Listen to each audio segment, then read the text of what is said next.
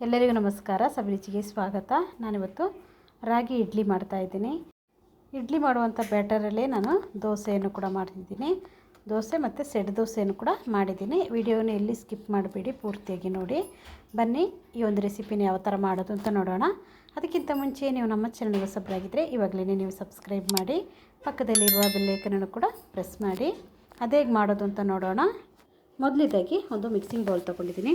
ಅದಕ್ಕೆ ನಾನು 1 ಕಪ್ ಆಗುವಷ್ಟು ಉದ್ದಿನ ಬೇಳೆಯನ್ನು ಹಾಕ್ಕೊಂಡಿದ್ದೀನಿ. ಅರ್ಧ ಕಪ್ ಆಗುವಷ್ಟು ಸಬ್ಬಕ್ಕಿಯನ್ನು ತಗೊಂಡಿದ್ದೀನಿ. ಇವಾಗ ನಾನು ಇದ್ರ ಜೊತೆಗೇ 1/4 ಸ್ಪೂನ್ ಆಗುವಷ್ಟು ಮೆಂತ್ಯ ಕಾಳನ್ನು ಕೂಡ ಇಲ್ಲಿ ಸೇರಿಸ್ಕೊಂಡಿದ್ದೀನಿ. ಇವಾಗ ಇವೆಲ್ಲವನ್ನು ಹಾಕ್ಕೊಂಡ್ಮೇಲೆ ಇದನ್ನು ನಾವು ಚೆನ್ನಾಗಿ ತೊಳೆದು ನೀರನ್ನು ತೆಗೆದು ಇಟ್ಕೊಂಬಿಡೋಣ. 1-2 ಸಲ ಚೆನ್ನಾಗಿ ತೊಳೆದ್ರೆ ಸಾಕಾಗುತ್ತೆ ನೋಡಿ. ಹಾಗೆಯೇ ನೀವು ನೆನೆ ಹಾಕ್ಲಿಕ್ಕೆ ಹೋಗ್ಬಿಡಿ. ಚೆನ್ನಾಗಿ ಇದನ್ನು ತೊಳೆದ್ಬಿಟ್ಟೆ ನೀವು ನೆನೆ ಹಾಕ್ಲಿಕ್ಕೆ ಹೋಗಬೇಕು. ನೀರನ್ನೆಲ್ಲ ತೆಗೆದ್ಬಿಡೋಣ ನೋಡಿ. ಇವಾಗ ಪೂರ್ತಿಯಾಗಿ ನೀರನ್ನೆಲ್ಲ ತೆಗೆದು ಇಟ್ಕೊಂಡಿದ್ದೀನಿ. ನಂತರ ನಾನು ಇದಕ್ಕೆ ನೀರನ್ನು ಸೇರಿಸ್ಕೊಂಡು ಇದನ್ನು ನಾನು ನೆನೆ ಹಾಕ್ಲಿಕ್ಕೆ ಇಡ್ತಾಯಿದ್ದೀನಿ. ಒಂದು 5-6 ಗಂಟೆ ಇದು ಚೆನ್ನಾಗಿ ನೆನೆದರೆ ಸಾಕು. ಮುಚ್ಚಳ ಮುಚ್ಚಿ ಇಡ್ತಾಯಿದ್ದೀನಿ. ಪೂರ್ತಿಯಾಗಿ ಚೆನ್ನಾಗಿ ನೆನೆಲಿದ್ದು ನೋಡಿ. ಇವಾಗ ಸಬ್ಬಕ್ಕಿ ಉದ್ದಿನಬೇಳೆ ಎಲ್ಲ ಇಲ್ಲಿ ಚೆನ್ನಾಗಿ ನೆನೆದಿದೆ ನೋಡಿ. ಇಷ್ಟು ನೆಂದರೆ ಸಾಕು. ನಾವೇನು ರುಬ್ತಾ ಇದ್ವಿ ನೋಡಿ, ಆವಾಗ ನಾನು 1 ಹಿಡಿ ಆಗುವಷ್ಟು ಪೇಪರ್ ಅವಲಕ್ಕಿಯನ್ನು ತಗೊಂಡಿದ್ದೀನಿ. ಇವಾಗ ಈ ಪೇಪರ್ ಅವಲಕ್ಕಿನೂ ಅಷ್ಟೇ ನಾವು ಸ್ವಲ್ಪ ನೀರನ್ನು ಹಾಕ್ಕೊಂಡು ತೊಳೆದು ತಗೊಂಬಿಡೋಣ. ಪೇಪರ್ ಅವಲಕ್ಕಿಯನ್ನು ನೀವು ಜಾಸ್ತಿ ಹೊತ್ತು ನೆನೆಸಬೇಕು ಅಂತಿಲ್ಲ. ಇದು ನಾವು ತೊಳೆಯೋಷ್ಟರಲ್ಲಿ ಫುಲ್ ಸಾಫ್ಟ್ ಆಗಿಬಿಡುತ್ತೆ.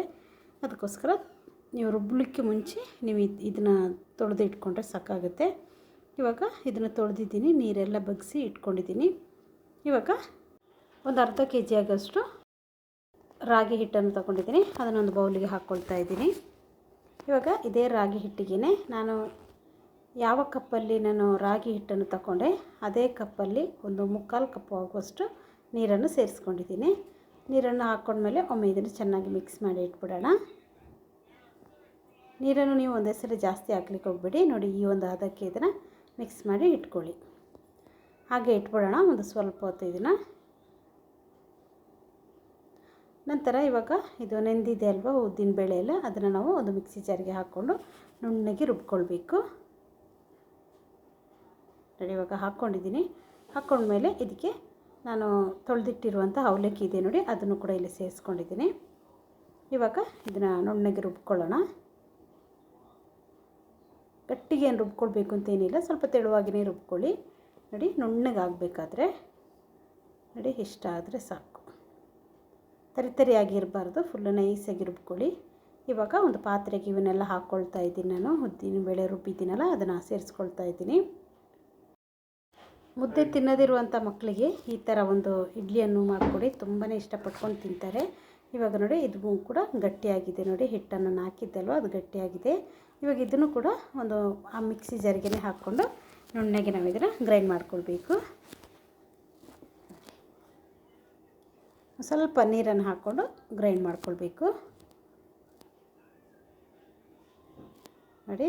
ಗ್ರೈಂಡ್ ಮಾಡ್ಕೊಂಡಿದ್ದೀನಿ.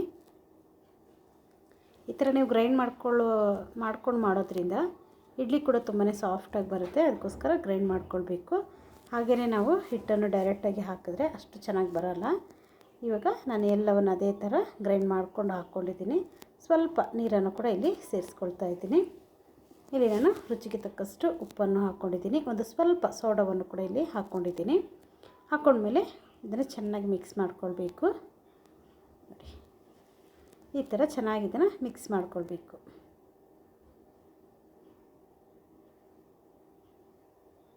ನೀವು ಎಷ್ಟು ಚೆನ್ನಾಗಿ ಇದನ್ನು ಮಿಕ್ಸ್ ಮಾಡಿ ಇಡ್ತೀರಾ ಅಷ್ಟು ಚೆನ್ನಾಗಿ ನಿಮಗೆ ಸಾಫ್ಟಾಗಿ ಹಿಟ್ಟು ಬರುತ್ತೆ. ಇವಾಗ ಮುಚ್ಚಿಟ್ಟಿದ್ದೀನಿ.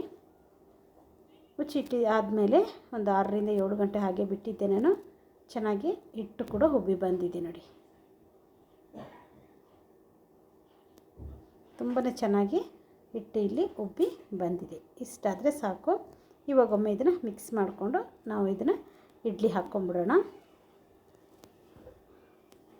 ಉಪ್ಪು ಎಲ್ಲ ನಾವು ಮೊದಲೇ ಹಾಕಿದ್ರಿಂದ ಇವಾಗ ಏನು ಸೇರಿಸೋದು ಬೇಡ. ಇವಾಗ ಇಡ್ಲಿ ಪಾತ್ರೆಗೆ ಸ್ವಲ್ಪ ಎಣ್ಣೆಯನ್ನು ಸವರ್ಕೊಳ್ಬೇಕು. ನೀಟಾಗಿ ಎಲ್ಲ ಕಡೆ ಎಣ್ಣೆಯನ್ನು ಸವರ್ಕೊಳ್ಳಿ. ಇಡ್ಲಿ ಪಾತ್ರೆಯಲ್ಲಿ ನಾನು ನೀರನ್ನು ಕೂಡ ಬಿಸಿಗೆ ಇಟ್ಟಿದ್ದೆ. ಇವಾಗ ಈ ಪ್ಲೇಟನ್ನು ಇದರೊಳಗಡೆ ಇಟ್ಕೊಳ್ಳೋಣ. ಇಟ್ಕೊಂಡಾದಮೇಲೆ ನಾನು ಇಡ್ಲಿ ಪಾತ್ರೆಗೆ ಹಿಟ್ಟನ್ನು ಹಾಕ್ಕೊಳ್ತಾ ಇದ್ದೀನಿ. ಈಸಿ ಆಗುತ್ತೆ ನಮಗೆ ಈ ಥರ ನಾವು ಇಡ್ಲಿ ಮಾಡೋದ್ರಿಂದ. ಯಾಕೆಂದರೆ ನೀರು ಮೊದಲೇ ಬಿಸಿ ಇರುತ್ತಲ್ಲ, ಅದರಿಂದ ನಮಗೆ ಪ್ಲೇಟ್ ಇಡುವಾಗ ಸ್ವಲ್ಪ ಬಿಸಿ ತಗಲುತ್ತೆ ಅಂತ ಭಯ ಇರುತ್ತಲ್ಲ, ಅಂಥವರು ಈ ಥರ ಈಸಿಯಾಗಿ ಮಾಡ್ಕೊಳ್ಬೋದು. ನೋಡಿ ಇದೇ ಥರ ನಾನು ಉಳಿದಿರುವಂಥ ಎಲ್ಲ ಪ್ಲೇಟಿಗೂ ಎಣ್ಣೆಯನ್ನು ಸವರ್ಕೊಂಡು ಹಿಟ್ಟನ್ನು ಹಾಕ್ಕೊಳ್ತಾ ಇದ್ದೀನಿ.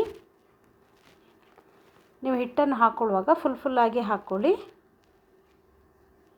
ನೋಡಿ ಪೂರ್ತಿಯಾಗಿ ನಾನಿಲ್ಲಿ ಹಿಟ್ಟನ್ನು ಹಾಕ್ಕೊಳ್ತಾ ಇದ್ದೀನಿ. ಇವಾಗ ಬೇಯಲಿಕ್ಕೆ ಇಟ್ಬಿಡೋಣ.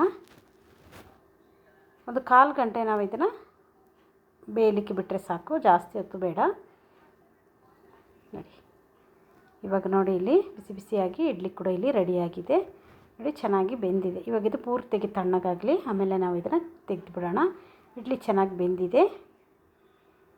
ತಣ್ಣಗಾದ್ಮೇಲೆ ಇಡ್ಲಿಯನ್ನು ನೀವು ತೆಗಿಬೇಕು. ಇಡ್ಲಿ ಪ್ಲೇಟಲ್ಲಿ ತಣ್ಣಗಾಗಲಿ, ಅಷ್ಟರಲ್ಲಿ ನಾವು ದೋಸೆ ಮಾಡ್ಕೊಳ್ಳೋಣ. ಇಲ್ಲಿ ಒಂದು ತವ ಇಟ್ಕೊಂಡಿದ್ದೀನಿ. ತವ ಬಿಸಿಯಾಗಿದೆ. ಒಂದು ಸ್ವಲ್ಪ ನೀರನ್ನು ಹಾಕ್ಕೊಂಡು ಈ ಥರ ಮುಗಿಸ್ಕೊಂಡು ಚೆನ್ನಾಗಿ ಒಂದು ಟಿಶ್ಯೂಯಲ್ಲಿ ಒರೆಸಿ ತೆಕ್ಕೊಂಬಿಡೋಣ. ಇವಾಗ ನಾನಿಲ್ಲಿ ದೋಸೆಯನ್ನು ಹಾಕ್ಕೊಳ್ತಾ ಇದ್ದೀನಿ. ದೋಸೆಯನ್ನು ನಾವು ಮಾಮೂಲಿ ದೋಸೆ ಮಾಡ್ತೀವಿ ನೋಡಿ, ಅದೇ ಥರ ಈ ಹಿಟ್ಟನ್ನು ಹಾಕ್ಕೊಳ್ಳೋಣ. ನೋಡಿ ಹಾಕ್ಕೊಂಡು ಒಂದು ಮೀಡಿಯಮ್ ಸೈಜ್ ದೋಸೆಯನ್ನು ಮಾಡ್ಕೊಳ್ಬೇಕು. ನೋಡಿ ಇಷ್ಟಾದರೆ ಸಾಕು. ನಿಮಗೆ ತುಪ್ಪನೋ ಎಣ್ಣೆನೋ ಇಷ್ಟ ಇದ್ದರೆ ನೀವು ಇದ್ರ ಮೇಲೆ ಹಾಕ್ಕೊಳ್ಬೋದು. ಇವಾಗ ನಾನು ಇದನ್ನು ಮುಚ್ಚಳ ಮುಚ್ಚಿ ಬೇಯಿಸ್ಕೊಳ್ತಾ ಇದ್ದೀನಿ. ಬೆಂದಾದ ನಂತರ ನಾನು ಇದಕ್ಕೆ ಎಣ್ಣೆಯನ್ನು ಹಾಕ್ಕೊಳ್ತಾ ಇದ್ದೀನಿ. ಎಣ್ಣೆಯನ್ನಾದರೂ ಹಾಕ್ಕೊಳ್ಬೋದು, ನೀವು ತುಪ್ಪವನ್ನಾದರೂ ಹಾಕ್ಕೊಳ್ಬೋದು. ತುಂಬಾ ಹೆಲ್ದಿಯಾಗಿರುತ್ತೆ. ದೋಸೆ ಬೇಕಾದವ್ರಿಗೆ ದೋಸೆ ಮಾಡ್ಕೊಳ್ಬೋದು, ಇಡ್ಲಿ ಬೇಕಾದವ್ರಿಗೆ ಇಡ್ಲಿ ಕೂಡ ಇದರಲ್ಲಿ ಈಸಿಯಾಗಿ ಮಾಡ್ಕೊಳ್ಬೋದು. ಇವಾಗ ನೋಡಿ ದೋಸೆಯಲ್ಲಿ ಆಗಿದೆ ನೋಡಿ. ಇವಾಗ ನಾವು ತೆಕ್ಕೊಂಬಿಡೋಣ. ತುಂಬಾ ಚೆನ್ನಾಗಿರುತ್ತೆ ದೋಸೆ ಕೂಡ. ನೋಡಿ ಎಷ್ಟು ಸೂಪರಾಗಿ ಬಂದಿದೆ ಅಂತ. ಇಷ್ಟಾದರೆ ಸಾಕು. ಇವಾಗ ಅದರಲ್ಲೇ ನಾನು ಸೆಟ್ ದೋಸೆಯನ್ನು ಕೂಡ ಮಾಡಿ ತೋರಿಸ್ತೀನಿ. ನೋಡಿ ಸ್ವಲ್ಪ ಎಣ್ಣೆಯನ್ನು ಸವರ್ಕೊಂಡಿದ್ದೀನಿ. ಸವರ್ಕೊಂಡ್ಮೇಲೆ ಒಂದು ಸೌಟ್ ಆಗುವಷ್ಟು ಹಿಟ್ಟನ್ನು ತಗೊಂಡು ಅದನ್ನು ನೋಡಿ ಈ ಥರ ಹಾಕ್ಕೊಳ್ಬೇಕು. ಈ ಥರ ನಿಧಾನವಾಗಿ ಹಾಕ್ಕೊಳ್ಳಿ. ಆವಾಗ ಇದು ಚೆನ್ನಾಗಿ ಸಾಫ್ಟಾಗಿ ಬರುತ್ತೆ. ಇವಾಗ ಇದನ್ನು ಮುಚ್ಚಳ ಮುಚ್ಚಿ ಬೇಯಿಸ್ಕೊಳ್ಳೋಣ. ನೋಡಿ ನಿಮಗೆ ತೋರಿಸ್ತೀನಿ ಯಾವ ಥರ ಬಂದಿದೆ ಅಂತ. ನೋಡಿ ಇಲ್ಲಿ ಇದ್ರ ಮೇಲ್ಗಡೆ ಸ್ವಲ್ಪ ಎಣ್ಣೆಯನ್ನು ಹಾಕ್ಕೊಳ್ಳೋಣ. ಎಣ್ಣೆಯನ್ನಾದರೂ ಹಾಕ್ಕೊಬೋದು, ತುಪ್ಪವನ್ನಾದರೂ ನೀವು ಇಲ್ಲಿ ಸೇರಿಸ್ಕೊಳ್ಬೋದು. ಇವಾಗ ಇದನ್ನು ತಕ್ಕೊಂಬಿಟ್ರೆ ತುಂಬಾ ರುಚಿಯಾಗಿರುವಂಥ ರಾಗಿ ಸೆಟ್ ದೋಸೆ ಕೂಡ ಇಲ್ಲಿ ರೆಡಿಯಾಗಿದೆ ನೋಡಿ. ಸೆಟ್ ದೋಸೆ ಸ್ವಲ್ಪ ದಪ್ಪ ಇರೋದ್ರಿಂದ ನಾನು ಅದನ್ನು ತಿರುಗಿಸಿ ಇನ್ನೊಂದು ಸೈಡು ಕೂಡ ಬೇಯಿಸ್ಕೊಳ್ತಾ ಇದ್ದೀನಿ. ತುಂಬಾ ಚೆನ್ನಾಗಿರುತ್ತೆ. ಇದೇ ಥರ ನೀವು ಕೂಡ ಒಮ್ಮೆ ಟ್ರೈ ಮಾಡಿ. ಹೇಗೆ ಬಂತು ಅಂತ ನಮಗೆ ಕಮೆಂಟ್ ಮೂಲಕ ತಿಳಿಸಿ. ಇದನ್ನು ನೀವು ತೆಂಗಿನಕಾಯಿ ಚಟ್ನಿ ಜೊತೆ ತಿನ್ನಿ, ತುಂಬಾ ಸೂಪರಾಗಿರುತ್ತೆ. ಹೆಲ್ತ್ಗೂ ಕೂಡ ತುಂಬಾ ಒಳ್ಳೆಯದು. ರಾಗಿ ನೋಡಿದ್ರಲ್ಲ ಎಷ್ಟು ಸಾಫ್ಟಾಗಿದೆ ಅಂತ. ನೋಡಿ ತುಂಬಾ ಹೆಲ್ದಿಯಾಗಿರುವಂಥ ರಾಗಿ ಇಡ್ಲಿ, ರಾಗಿ ದೋಸೆ, ರಾಗಿ ಸೆಟ್ ದೋಸೆ 3 ಇಲ್ಲಿ ರೆಡಿ ಇದೆ ನೋಡಿ. ಈ ವಿಡಿಯೋ ನಿಮಗೆ ಇಷ್ಟ ಆಯಿತು ಅಂದರೆ ಲೈಕ್ ಮಾಡಿ, ಶೇರ್ ಮಾಡಿ, ಸಬ್ಸ್ಕ್ರೈಬ್ ಮಾಡಿ. ವಿಡಿಯೋ ನೋಡೋದಕ್ಕಾಗಿ ಧನ್ಯವಾದಗಳು. ನಾನು ಸಬಿ.